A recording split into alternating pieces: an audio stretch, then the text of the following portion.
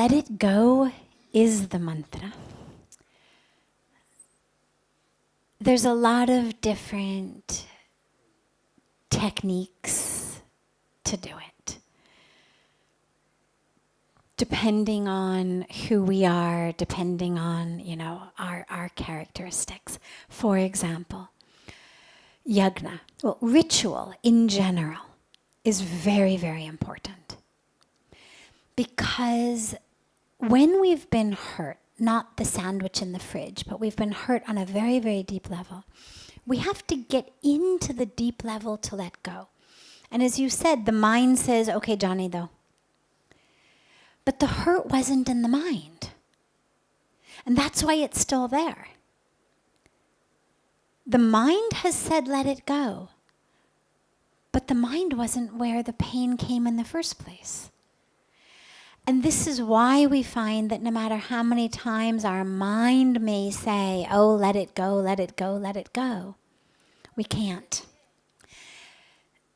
This is where it's important to get down into the level of the heart.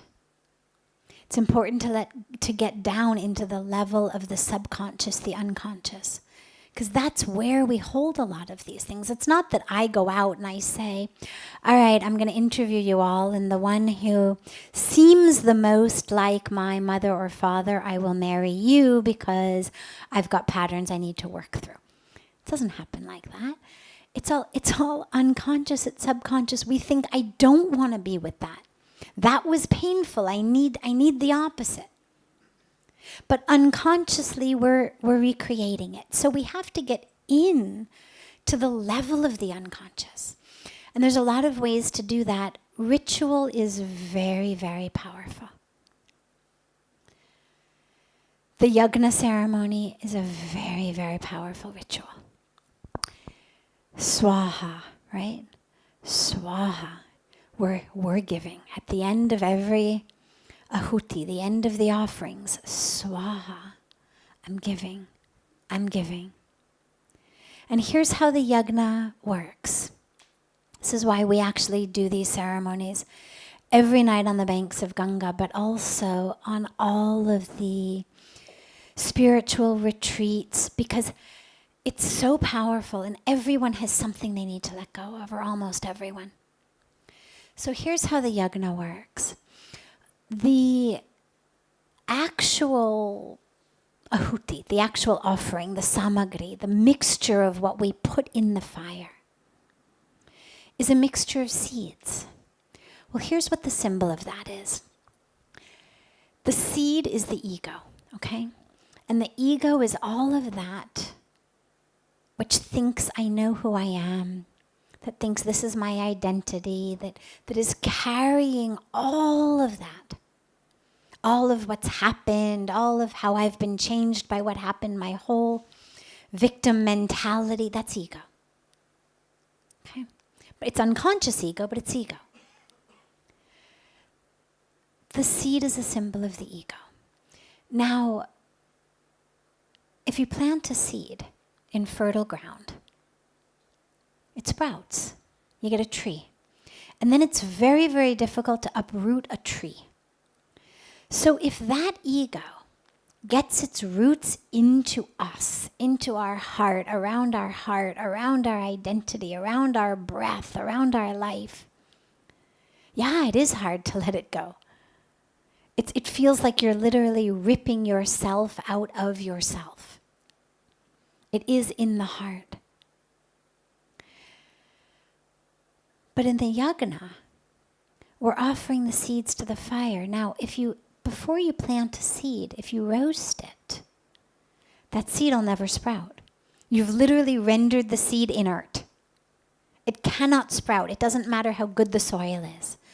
And so as we offer the samagri, this mixture, into the fire, we're literally offering the seed of the ego and saying, oh God, roast my ego, literally. Take all of that, who I think I am, all of my grudges, my pain, my expectations, unfulfilled expectations. my anger, my history. Take that and roast it. Render it inert and purified. And then as we offer and we offer, with each swaha, I'm giving it up, I'm giving it up. And as the priests chant the mantras, most of the mantras end with idam namam, idam namam. And it literally means not for me, but for you. Not for me, but for you. So my life is not for me. It's for you, the capital Y-U, the divine you. Regardless of what our religion may be or how we conceive of that. See, when I'm holding on to grudges, it's all about me. It's what you've done to me. How am I going to overcome it? But when I give it and it becomes all about you, then I too am just a tool. My only job is just to keep offering.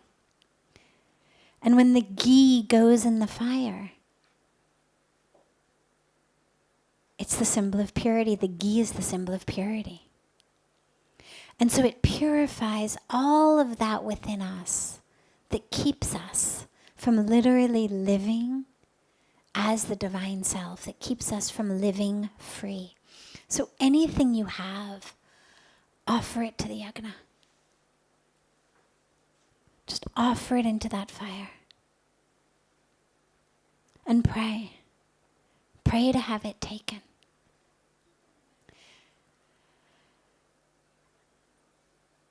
And when the situation arises, when something triggers you, something triggers that you feel like that old pain is coming, see it, look at it, notice it. Ah, that's someone from my past. You know, it's like the guy who bullied you in school. All right, well, 20 years later, chances are you're not going to, punch him in the nose. But you're also not going to say, all right, let's, spend the rest of our lives together. You're going to recognize it, see it, acknowledge it, but not be impacted by it. He may have been your bully of 20 years ago in school, but he's not your bully today. He doesn't have any power over you today because you've moved on from that. And in the same way, when that memory comes, that feeling comes, think about that feeling really as the bully, because that's what it is. Trying to hurt you, trying to make you feel bad, make you feel less, bring you down. That feeling is the bully on the schoolyard. And it may have brought you down before, you were in a different situation before. But when you see this bully coming, just as you're not going to punch him in the nose, you're also not going to say, okay, go on, trip me in this middle of the street, just for old time's sake. Come on, knock me down. You're not going to do that. Because you don't need to go there. That was from the past. You've moved on, you've grown. So whenever you notice it, just see it. See it, look at it. Understand it belongs to the past, not the present. You could even fold your hands to it. Thank it. It was there to look after you at that time. The anger is the shield against the pain. I feel pain, what do? I become angry. It's a shield. But you don't need to protect yourself from that pain anymore because you've moved on.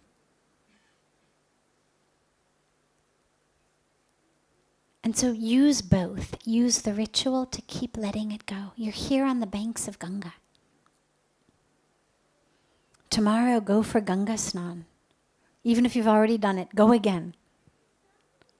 And when you're having your Ganga bath, It's not just about, clean my skin or, purify me from lifetimes of what I've done. It's purify me from what I'm holding on to in this life. Because that's what's bringing me down now. Not just what I did in the past, but what I'm holding on to. Let Ganga take that. Really, as you take your dip, feel like Ganga is washing that out of you. Feel it flow down the river. And give it to her. And then be sure to